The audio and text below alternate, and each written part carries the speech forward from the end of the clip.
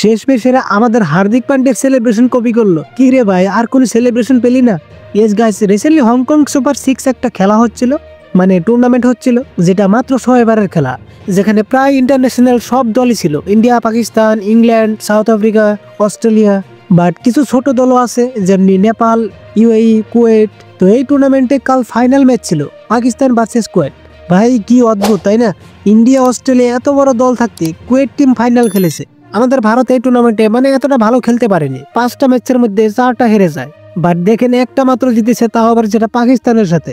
পাকিস্তান আসলে মুতে দেয় ভাই আমাদের সঙ্গে ম্যাচ থাকলে। জাকিটা অনেক মজা হয়েছে যে পাকিস্তানের সাথে আমরা ম্যাচ হারিনি। পরে ফাইনালে পাকিস্তান জিতে যাওয়ার পর ওদের একজন প্লেয়ার মোহাম্মদ শাহজাদ আমাদের হার্দিক পান্ডিয়ার সেলিব্রেশন কপি করে, যেটা হার্দিক পান্ডিয়া 2024 টি20 ওয়ার্ল্ড কাপে ভারতে ফাইনাল জেতার পর করেছিলেন। তারপর 2025-এর আইসিসি চ্যাম্পিয়নশিপ ট্রফিতেও করেছিল ভারত জিতে যাওয়ার পর। পরে এদিকে বর্তমান হয়ে যাওয়া উমেন্স ওয়ার্ল্ড কাপেও ভারত জয়ী হওয়ার পর ভারতে একটা প্লেয়ার ক্রান্তিগত এই পোস্ট দেয়, কিন্তু শেষমেশে পাকিস্তান হার্দিক পান্ডিয়ার এই পোস্ট কপি করে ফেলে। এটা নিয়ে তোমরা কি বলতে চাও? অবশ্যই বলতে পারো।